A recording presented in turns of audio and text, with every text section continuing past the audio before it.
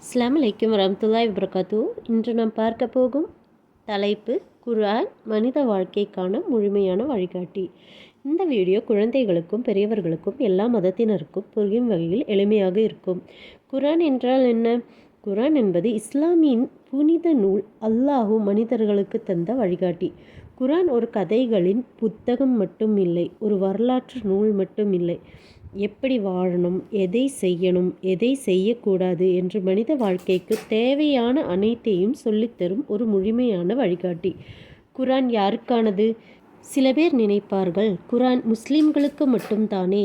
இல்லை, குர்ஆன் முஸ்லிம்களுக்கு மட்டுமல்ல, முழு மனித குலத்திற்கும். உண்மை பேசுவது, நியாயமாக நடப்பது, அன்பாக இருப்பது, பொறுமையாக இருப்பது, இவையெல்லாம் எல்லா மதத்தினரும் ஏற்றுக்கொள்ளும் விஷயங்கள்தானே.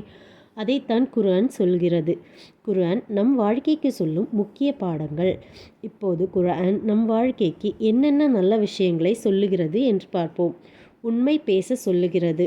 குர்ஆன் சொல்லுகிறது, உண்மை பேசுங்கள், பொய்யை விட்டு விலகுங்கள்.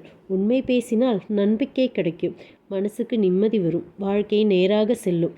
பெற்றோரை மதிக்க சொல்லுகிறது குர்ஆன். பெற்றோரை உயர்வாக மதிக்க சொல்கிறது.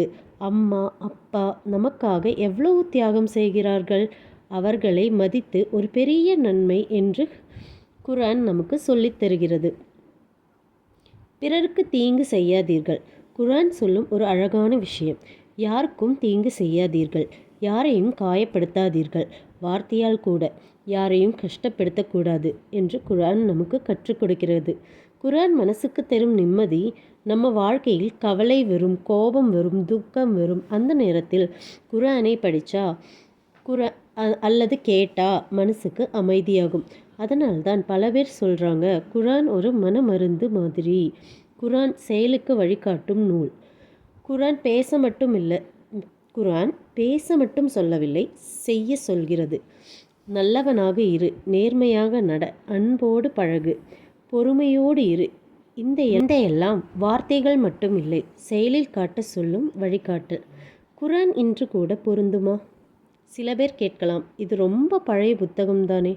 ஆனால் குர்ஆன் காலத்தை தாண்டிய நூல். இன்று இருக்கிற stress, family problems, social problems, இதற்கெல்லாம் பொறுமை, நியாயம், அன்பு என்ற தீர்வுகளை குர்ஆன் தருகிறது. குர்ஆனை எப்படி பயன்படுத்தணும்? குர்ஆன் அலமாரியில் வைக்கிற புத்தகம் இல்லை, வாழ்க்கையில் பயன்படுத்துகிற வழிகாட்டி. தினமும் ஒரு வசனம் கூட படித்தா போதும், ஒரு நல்ல பழக்கத்தை ஃபாலோ பண்ணினா போதும், அதுவே நம்ம வாழ்க்கையை மெதுவாக மாற்றும். அன்பானவர்களே, குர்ஆன் என்பது பயமுறுத்தும் நூல் இல்லை, மனிதனை நல்ல மனிதனாக்கும் வழிகாட்டி. நம்ம வாழ்க்கையில் உண்மை, அன்பு, பொறுப்பு, நியாயம் இதையெல்லாம் கொண்டு வர்றது தான் குர்ஆனின் நோக்கம்.